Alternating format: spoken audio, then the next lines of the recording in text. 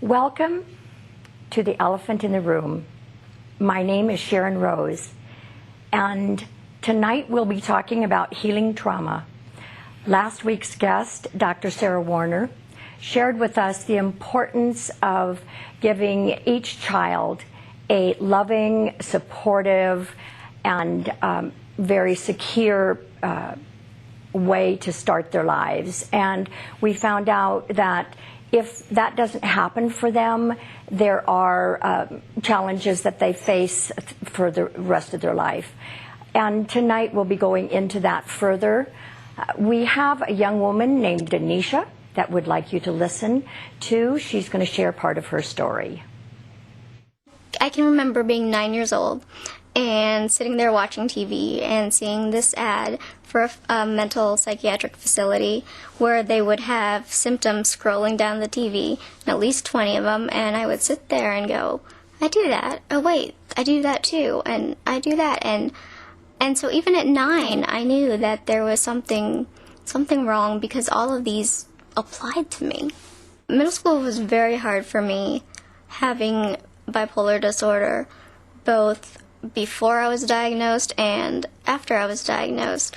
And part of it was due to peer pressure, and part of it was due to the fact that middle school kids can be extraordinarily mean, and the relentless teasing made it even harder to want to deal with the diagnosis and accept any treatment that doctors would prescribe. I have always done a combination of medication and talk therapy or cognitive behavioral therapy. I think it's very important to talk about it, and I think that if you are a person that suspects that you might have some form of a mental health issue, even if you're not sure, you should find somebody that you can talk to and just get it checked out, that you'll thank yourself later.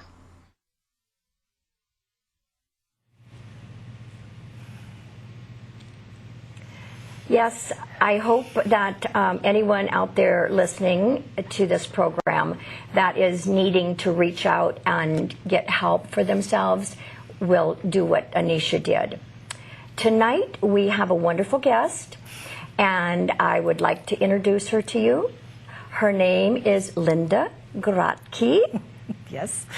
And please, Linda, would you share what you've been doing, your career, which has been for a few years, and let us know how you fit into this program.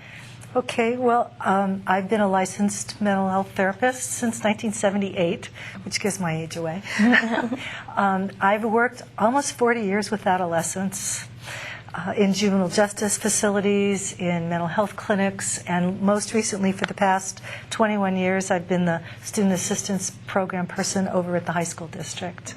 I've done crisis intervention work with the kids. We've done groups, drug diversion classes. We get referrals from teachers and parents and the students themselves and administrators, and they notice that something's going on with the kids in their classroom, and so they'll refer to the student assistance team, and then we'll do an assessment to see what's going on with this child and what do they need, and we will give them some services on site, on campus. It's kind of a way to overcome the barriers to seeking assistance, or we can refer them out into the community. And most recently, I've retired. As of June, I've retired, and so I'm going to go back into private practice for a little bit and continue to volunteer at the high school. I also spent a lot of time working with adults who were abused as children.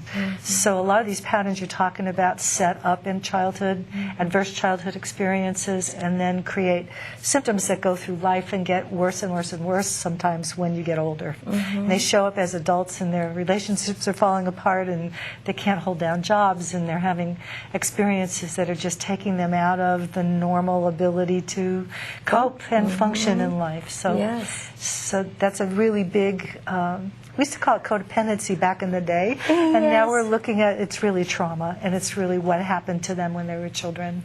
So, boy, does that ever ring a bell, codependency. I remember that term.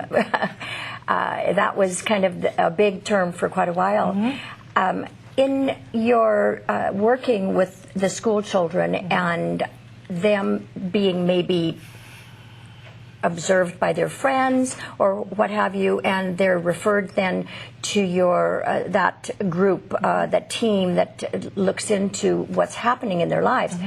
Were there children that didn't want to be helped, or didn't feel there was any issues with them, that maybe it was everyone else's? Oh yeah. Yes. You know, it's not as often as you might think.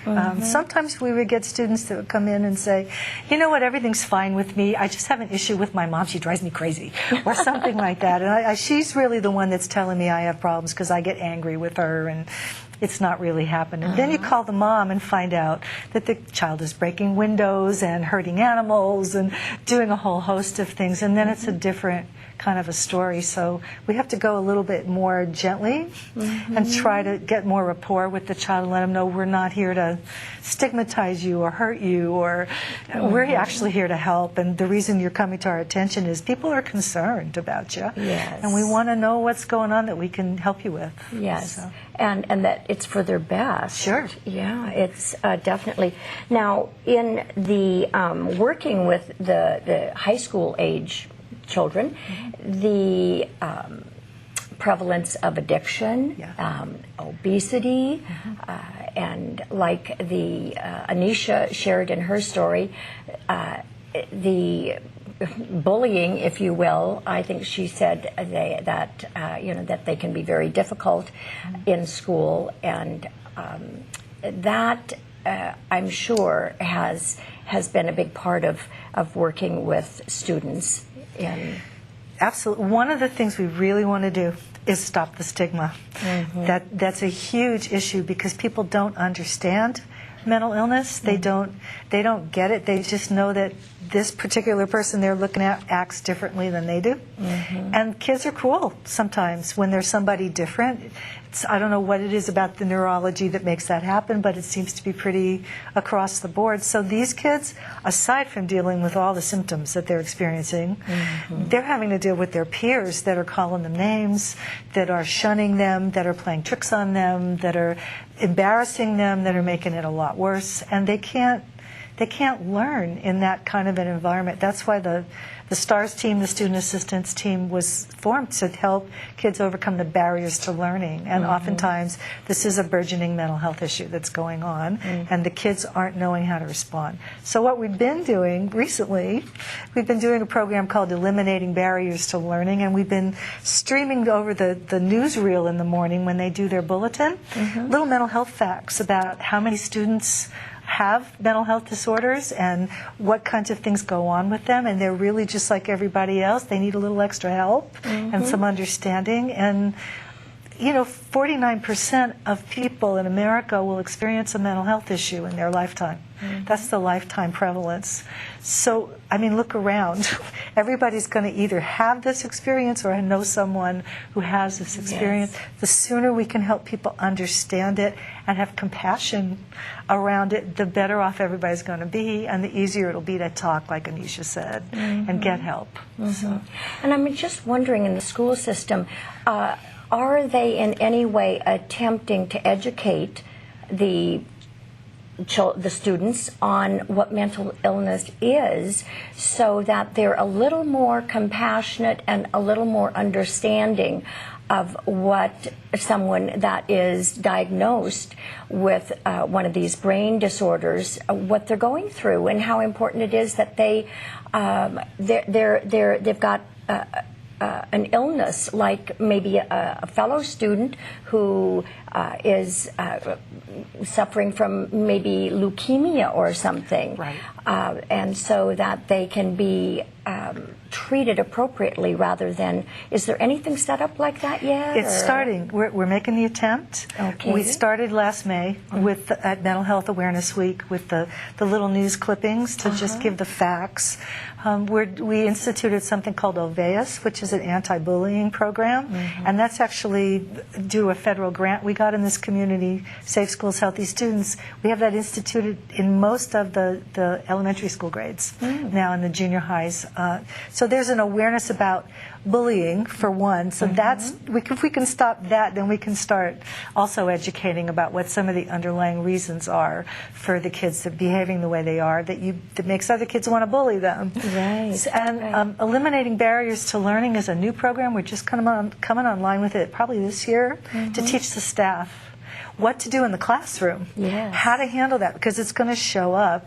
And if the teachers are educated about what that looks like and what they can do to accommodate those students, there won't be so much of a difference in those kids. It won't be so stigmatizing, and the teachers can help the other students in the classroom learn how to deal with this and help their peers, basically. Well, maybe what we need to do is we need to show in these training classes with the students some of the video clips and make it the totally cool thing to have a mental illness diagnosis, because I mean Demi Lovato, there's so many really popular movie stars, Catherine Zeta-Jones, and on and on and on and on. Depression. And if we help them understand that really cool people have this disorder, that are functioning, and that might help. Who knows? Well, what we'd like to do next is we'd like to go to Peter Van Houten and Michael Johnson and see what they have to share with us today. The other thing that we see quite a lot of that also underlies a lot of issues is post-traumatic stress disorder. Folks have trauma in their life, and the trauma can be everything from domestic violence to a bad car accident. And oftentimes they don't really recognize the symptoms at first. They might have a lot of anxiety, be tearful, be depressed at times, have problems with their family members, and it kind of goes undiagnosed and unidentified for quite some time. And we do see a lot of that at our clinic. The other thing that we might, there was an article written years ago about bad things happen to good people. A number of our patients, a number of our clients have had bad things happen to them. They run decent lives, they're doing quite well for themselves, and let's say they get into a bad car accident. They have financial issues that they could not control. They all of a sudden wake up one morning and they have a backache that turns out to be a pretty severe spinal injury or something like this. And all of a sudden their quality of life, and all of a sudden the way they used to live their life has changed, and they need support. So we see trauma-based PTSD. We also see stress related to something going wrong, an injury or bad health or an unforeseen diagnosis. You know, one of the things that we discovered was that, and this was before we had our integrated program, that if we had a patient who we felt would really benefit from seeing a therapist, even for just a few visits, that even if they had insurance that would pay for a therapist to see them, even if they agreed to go, and we identified someone who was reasonably close to them, that we weren't asking them to drive to Sacramento. It would be close enough that it would be reasonable for them to actually have a visit with this therapist. We found about 15% of people made it to a first visit. And those are people who had insurance, said they would go, and there was somebody close by that they could see. This is before we actually had therapists on our site. Well, when we brought therapists on our site and began referring them to began referring patients to our therapists like Michael, we found that number jumped from 50% making it to a first visit to about 40%, which was a huge improvement, more than double. But still, I thought, surprisingly low. And that's when we came on the idea of doing what we call a warm handoff. And what that means is that when I'm finishing my visit with a patient, if I've identified a behavioral health issue where they're going to need to see Michael or one of our other therapists, is before we end the visit, I actually stop go and get Michael, who is interruptible. He actually comes in, and the patient, myself, and Michael all discuss their situation for about 2 minutes. So we're essentially bringing Michael into this little relationship that I already have with the patient. And you see this in the patient's face, that as they watch me discuss their case with Michael, they suddenly realize why it's important that they see Michael. And then usually I can say, all right, I'm just going to let you folks talk and go on to my next patient, because I have 20 patients to see that day. And Michael will spend some time with them, usually 2 to 5 minutes, and that cements this relationship, and we end up with 80 to 90% of patients then making it to a first visit, which people actually end up getting their therapy that's helpful. Yes, and while we were watching you were watching Dr. Van Houten and Michael speak, Linda was noting that you have similar situations with children that are given like a warm handoff. Mm-hmm. That's one of the things that's great about having therapy teams on site, Yes. school-based mental health services, because the counselor can walk the student over and introduce them to one of us. And we've got these warm, friendly places and, low lights and, hey, how you doing? And we're friendly folks. And the kids then end up making that connection and feel a lot more comfortable coming in and just going more in depth into what's going on with them. It's a great idea, actually. Yes, it is. Yeah. It is. We all love warm handoffs. Yep. One thing I would like to talk about is one of the things that they've found that really is helpful in dealing with stress and trauma is meditation and the Asian practices of yoga and Tai Chi and those forms of focusing and getting out of the head and into the body. Do they do some of these types of ways to help children deal with their stresses? Yeah, actually, yeah. We've had over at Park Avenue, one of our sites has a person come in and do yoga for teens, which has been very successful. The kids all line up in the gym with their little mats, and they do yoga. We do teach them various mindfulness techniques, and that's a major trauma recovery approach, mindfulness.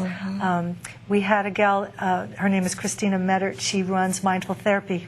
She's got a practice in Nevada City, and she was with us last year working with the students.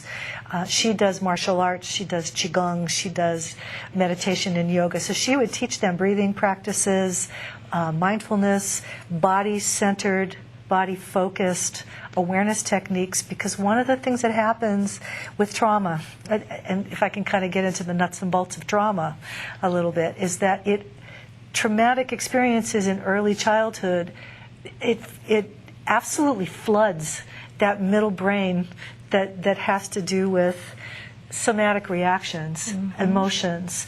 It cuts off the ability to put those emotions and those experiences into concepts and into words especially. It just breaks that tie.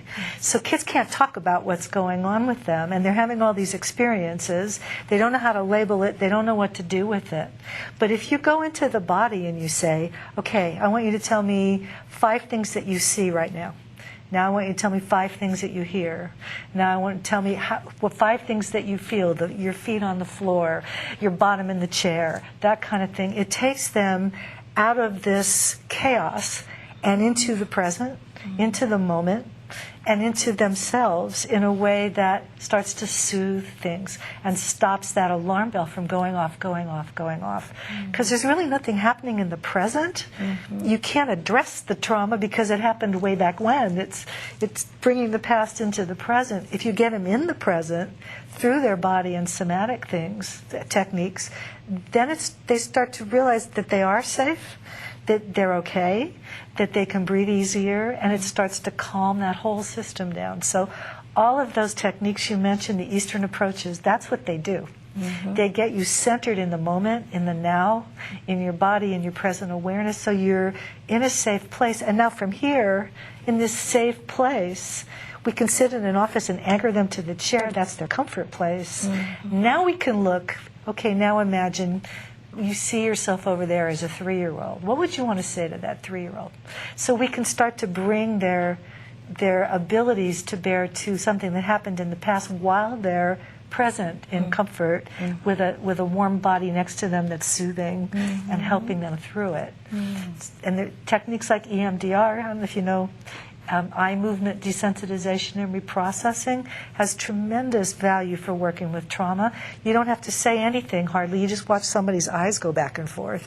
You watch their fingers, and it starts to rearrange the neurology in such a way that they get their resources in the present, and they can bring them to bear on the memories that are trapped in their bodies. It's a wonderful technique. We're having good success with it, with trauma. And are you using this technique as well with adults? Yeah, oh yeah, definitely. Same, it works with anybody, I would imagine. Anybody. Yes. And you don't even have to use the visual. You can tap. Anything that's bilaterally stimulating, you can tap. You can have sound coming from one ear to the other with their favorite iPod tune. You can do whatever you need to do. We're on a stereo system. Anything that allows you to integrate both hemispheres of your brain and bring to bear all those abilities that you have to a past traumatic situation, that'll help. Well, this is good, just general information for anyone watching the program to know how to handle if they're experiencing some difficulties, that they need to be aware of their breath. Yes. And they need to be aware of their body. I liked the suggestion of thinking of 5 different things that you're seeing, because you can do that for yourself. You can. And what are you hearing? And that, it sounds like a very good way to help one have that little tool in their toolbox to deal with life's uncertainties and difficulties that, like we saw in last week's program, we listened to the story "Welcome to Holland," and and basically it was sharing that life happens and we often aren't prepared for what we face and where we find ourselves. And this is one of the kinds of tools that we need to have when we're dealing with things that aren't familiar or things that are extremely stressful for us. You can do butterfly kisses. I'll show you butterfly kisses. Go like this. Those are butterfly kisses. Kids love this. And you breathe while you're doing butterfly kisses, and it just calms you right down.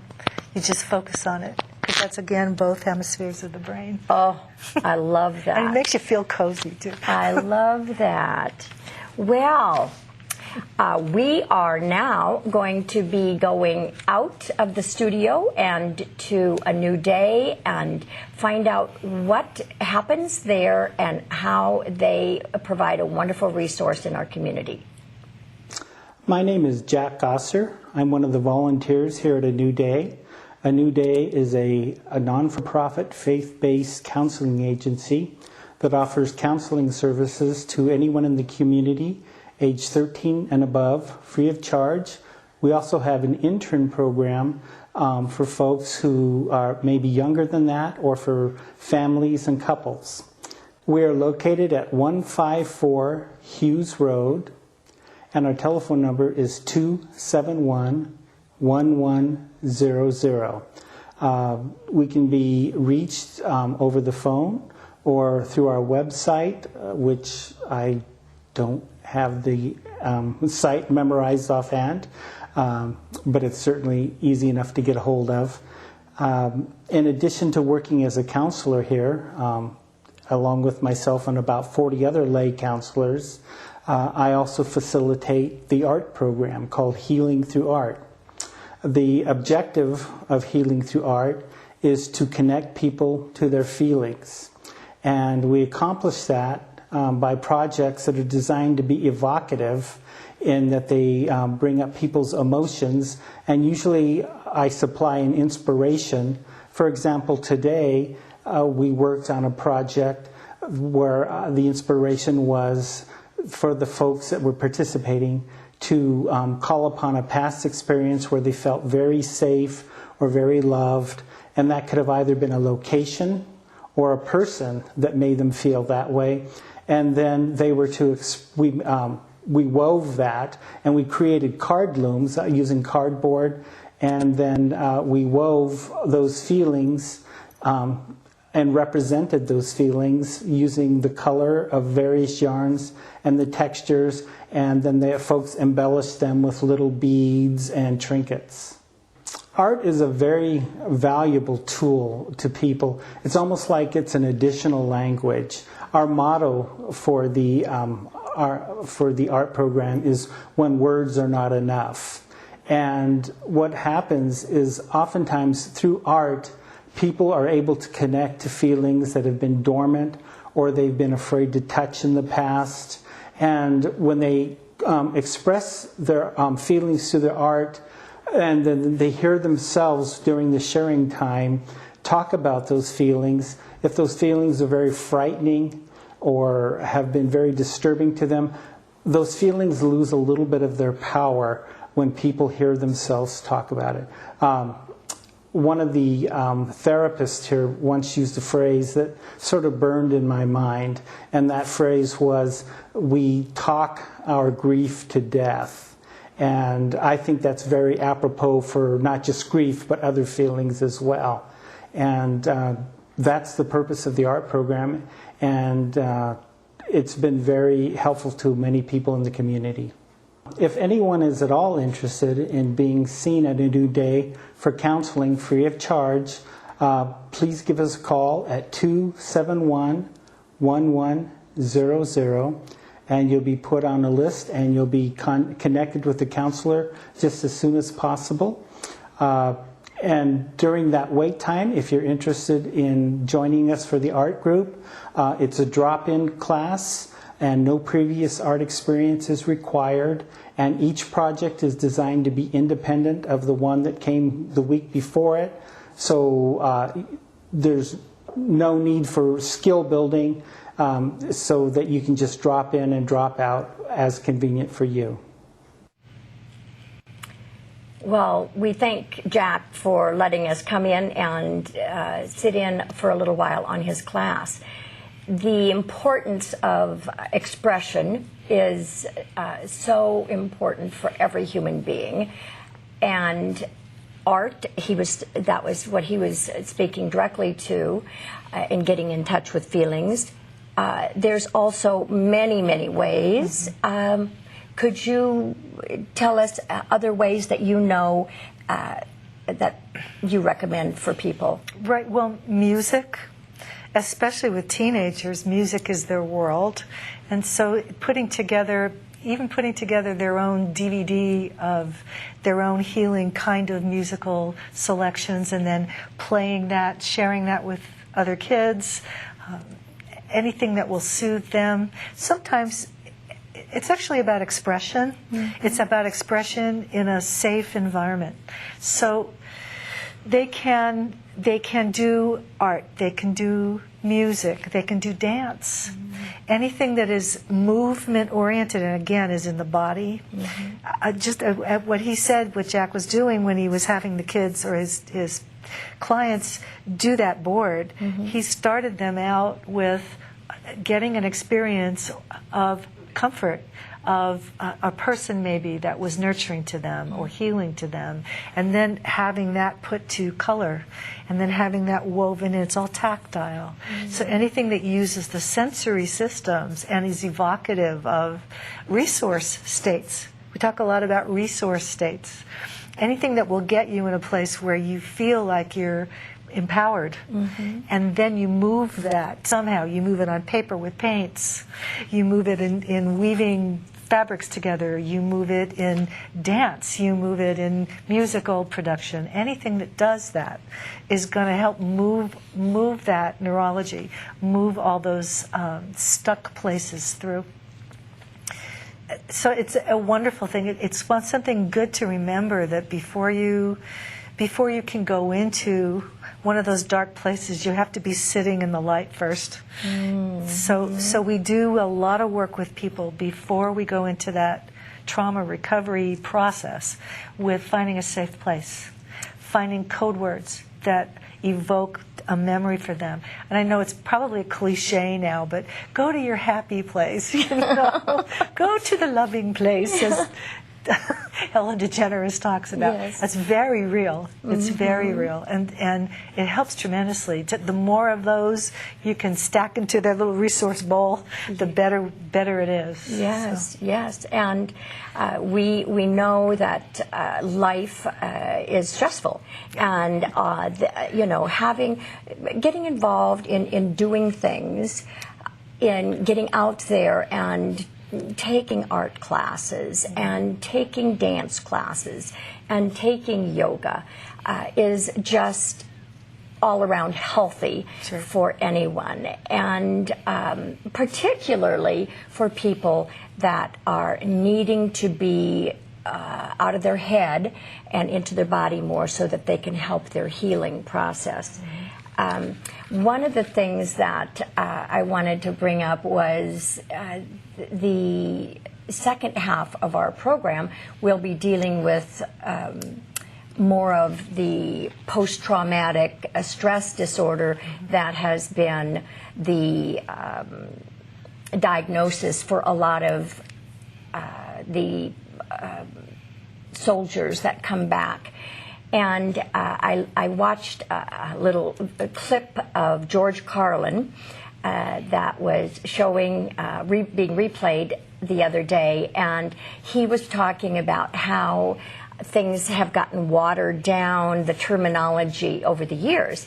And he started out saying after World War I, and the soldiers came back from that, and the ones that were experiencing real difficulty functioning were the label that was given to them, or the terminology was that they had shell shock. Yeah.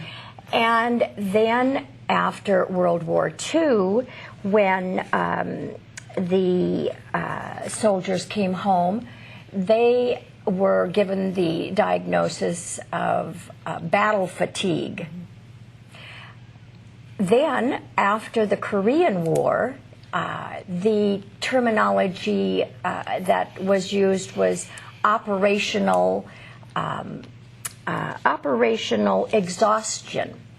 And so it starts to really lose the experience of what's happened to them. And then since the Vietnam War and subsequent wars, the terminology has been PTSD, or post-traumatic stress disorder. And we are going to be going into the second half of our show this evening. We'll be going in and talking with and specifically with vets. And we are going to be going to the Welcome Home Vets Center, and Gary Brown will be talking to us about that. Hello, my name is Gary Brown, and I'm the Executive Director of Welcome Home Vets, located in Grass Valley, California. When veterans return from service overseas, particularly if they've been in combat, there's a difficult period of adjustment for most of them and for their families. Veterans who have been in combat primarily have to deal with issues of the trauma that they have experienced while they were in combat. For about 70% of those folks, there is no major problem, but about 30% of them go ahead and develop post-traumatic stress disorder, or PTSD, which means they may have nightmares, they may be hypervigilant, there may be a number of issues that go on with them that make it difficult for them to find employment, find housing, or carry out their activities of daily living. That also affects their family. Living with someone who has post-traumatic stress disorder creates a system which eventually becomes dysfunctional in order to cope with the symptoms that the veterans are displaying. So here at Welcome Home Vets, what we do is provide mental health services for veterans and their family members so that we can help them through adjustment to post-traumatic stress disorder or even other more minor results of having been in combat or in the military. We provide individual, group, couples, family psychotherapy through contracts with local providers. In order to qualify to become one of our providers, the therapist must understand military culture and have a knowledge of working with military-related psychological trauma. We started out with 2 therapists and we now have 4 under contract. We are seeing more and more folks return, and they may not realize it, but they eventually may need our help. We get most of our referrals from other veterans who have been through the program, but we can also get referrals through the Veterans Service Office or the Vet Center in Citrus Heights. In order to get our services, it's only necessary that a veteran come in, make an appointment with me, come in, and we will talk about the possibility that psychotherapy would be of a benefit for them and for their family. We also offer a series of educational classes. There are 4 of those, and we would invite the veteran and family member to come to those classes if there was any doubt in their part that they needed psychotherapy. At that point in time, they can make the decision to enroll with us. And there is no cost to either veteran or their family member for services that we provide. In order to connect with our services, people can give us a call at 530-272-3300, or they can just walk in. We have a facility here which we keep open to veterans from 11 to 4 Monday through Friday. Most of our referrals come from other veterans who see a buddy in trouble and send them in for help. We also get referrals through the Veterans Service Office in Grass Valley and through the Vet Center in Citrus Heights. If someone comes in for services, we'll do an evaluation to see if they in fact need psychotherapy or if there are other things that they might avail themselves of. We do have a series of 4 classes that provide some education on post-traumatic stress disorder and other psychological reactions to trauma. We encourage folks, veterans and families, to go to those classes initially if they're unsure, and once that series has been completed, if they choose, they can enter into our services, which are individual, group, family, couples psychotherapy. We also provide a support group for veterans and are developing a support group for veteran family members. That's great. Well, that's really good information to have, and if you know of someone in the community that could benefit from this information, please pass those numbers on and that information on. And of course, when someone is ill or suffering, no matter what the situation is, the whole family, it affects everyone. It doesn't just affect one, the individual.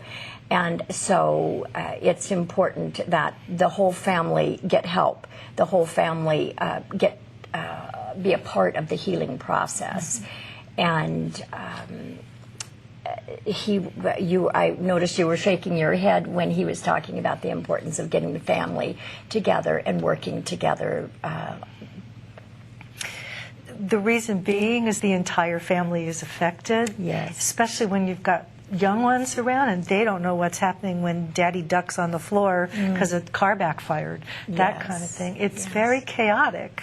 Yes. And just all the things we've been talking about, adverse childhood experiences, if they don't have a way to understand that, and the parents don't have a way to create a nurturing environment, then they in turn start to have symptoms and start to have the repercussions of adverse childhood experiences. Yes. Plus, the vets need support. They need to know they're understood. They need to know that people are in their corner and they're not backing away going, oh my God, what is that? That kind of thing. So it's critical that families be involved and they know what's going on. And one way that the vets can get help is going to the Veterans Center, and their services, as Gary noted, are not they do not cost you anything. So we're next going to one of the therapists that works almost strictly with local vets. Will be talking to you about her how she goes about doing that. Hello, my name is Gary Brown, and I'm the Executive Director of Welcome Home Vet. So hang on, folks. We got the wrong face in front of you. You're going to be looking at Paige Brown, who is a therapist for the does primarily work with the vets and with the Welcome Home Vets Center. And she spoke very strongly about the importance of helping these men and women and getting them the help they need. Hello, my name is Gary Brown, and I'm the Executive Director of Welcome Home Vets located in Grass Valley, California. I guess third time is a charm. And we'll just go ahead and talk for a little while. And I think that what we need to point out is that the same type of therapy and help needs to be given to the vet as is given to anyone else that has experienced trauma in their life. The Asian practices of centering, those would be something I think that probably would be used in that sort of... Sure, that goes for any kind of trauma. I think, too, it's important to say that sometimes medication plays a real key role. Nutritional approaches play a really key role. Yes. There's a lot of different things that can be done to calm that system down. That's really the point of all of it, is to calm that system down in the neurology so that they can cope better, and then they can deal with cognitive behavioral therapy issues and that sort of thing. Right. You've got repercussions that are depression related, anxiety related. There could be psychotic symptoms where they're hallucinating, that sort of thing. That has to be addressed. And do you think that there could have been, because so many of these soldiers are so young when they go into the service, and it's sometimes maybe the stress and the trauma of going through this warfare that they're going through will punch them into starting to experience mental illness. Absolutely. Where that they didn't have that before. That's very true. And then all of a sudden they come home and everyone's thinking, who is this person? Right. And they don't even know who they are at that point because they had not experienced this before. And so I'm sure that huge stress will trigger your body to react in many, many different ways.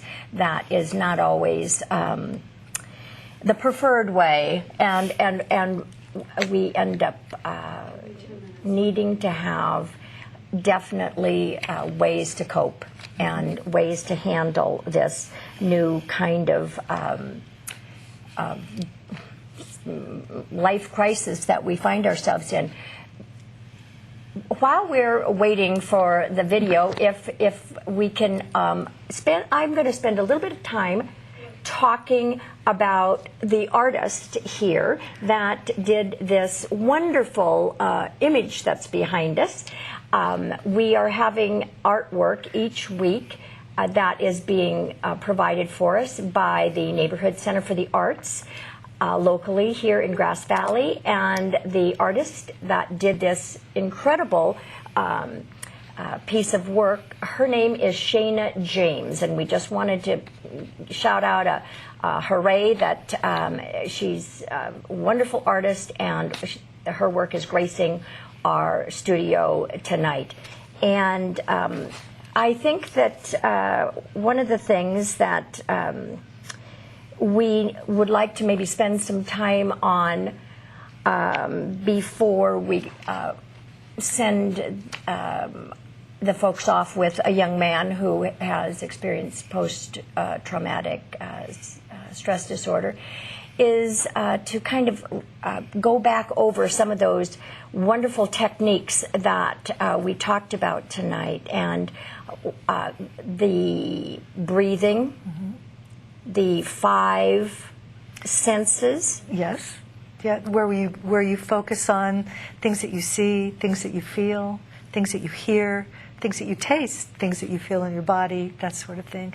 And things that you can be aware of inside your body, because inside your body is where a lot of that experience is happening. Like a tummy ache or Exactly. a headache. And, Yeah. And have you found that sometimes the children that cannot find a way to say they're sad or what have you, but they have a tummy ache all the time. Right. Their symptoms are showing up in physical form, and that is a cue to, know that maybe they don't have the language to say, but they are feeling physical sensations that. Well, that study that happened, the Adverse Childhood Experiences study, that was a study done by Kaiser Permanente with 17,000 people. And the correlations that they drew between what happened to them that was stressful, trauma in their lives, created physical illness.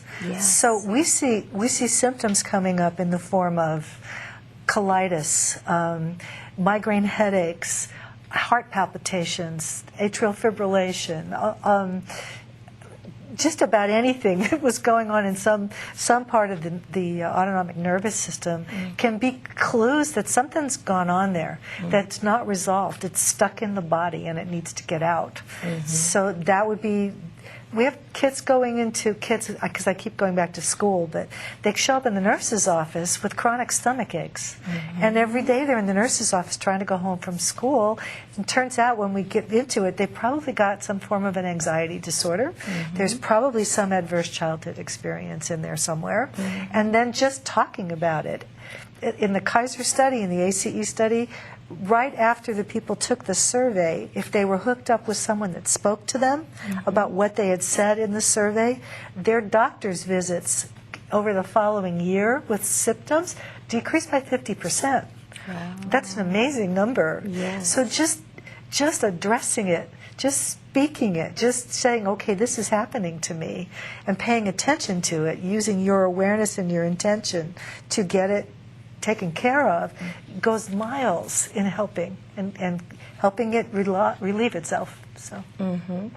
Well, and then one of the suggestions that you made, one of the tools that we can keep in our toolbox on staying grounded and healthy and being able to cope with our very stressful lives these days is your butterfly hug. Butterfly hug. Let's do that again. In spite of the mics, right? Just go this way. I love that one. I think all the little children should be taught that. It's a wonderful way to give yourself a hug and help yourself be grounded. I thank you so much, Linda, welcome. for coming and sharing your knowledge and all your information with us. It's really been thought-provoking, and it really is continuing us on this path that no health is without mental health, and that definitely is, and that we really need to understand that what happens in the head, in our minds, is a part of the body, and it affects the whole body. And to be well, we have to be well in our head as well. Absolutely. And I wish you luck in your new career of being retired, but working in your therapy practice. Thank you. The last thing that we're going to be doing this evening is we will be turning the program over to a young man named Christian, who will share with you his experiences being in the war and how he handled things to get help for himself. My name's Christian.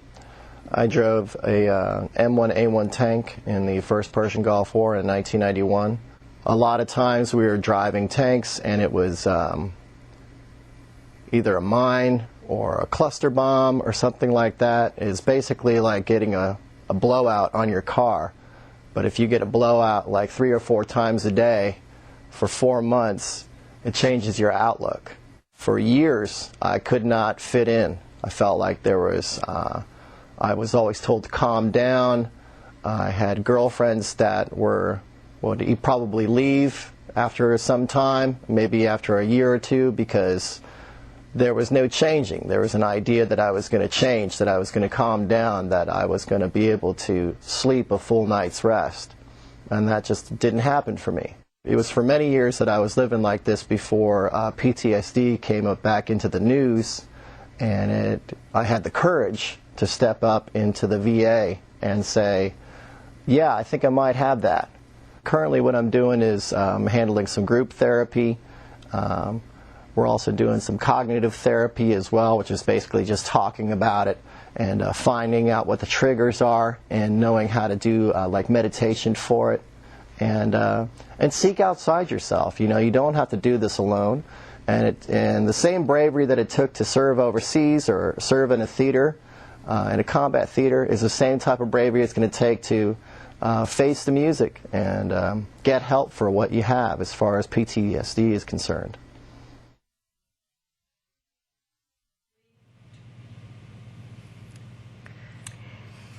Well, one thing I'd like to share is that our wonderful guest here just whispered in my ear that she also has taught mental health first aid. We have a few minutes to go into that. Okay. So could you share a little bit about that? Yeah, I'd like to do a quick plug on that because the Behavioral Health Department is going to be sponsoring both adult mental health first aid and youth mental health first aid classes. And what that does is teach folks, very similar to regular physical first aid, like airway, breathing, circulation. We teach a series of steps on how you can, everybody can, interface with someone having an issue with mental health, from assessing whether or not there's a suicide or self-harm issue, listening non-judgmentally, giving appropriate professional help, getting them referrals to professional help and self-help strategies, and big time giving them reassurance and hope that there is a way to get through this, there is a way to have a healthy life and go on and be functioning and have some joy coming into your life in spite of all these things that happen to you. And that's for anybody, and they're free classes. So if you'd like to be part of that, call the Nevada County Behavioral Health and see about signing up for that class. We'll be doing them. We're going to be doing them throughout the year. So it's very worthwhile doing, just as far as anybody to be able to interface. Okay, thank you, Linda, for that. And one last thing, I'd just like to say that we do have an email address. It's TV elephant, the number 4, and the at gmail.com.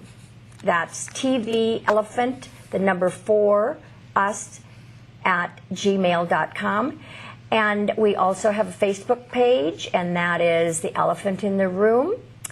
If you have any questions from tonight's program, or you'd like to find out what that telephone number is for behavioral health, to find out when the next mental health first aid classes are happening, feel free to contact us. And we thank you for joining us and continuing our work on the elephant in the room.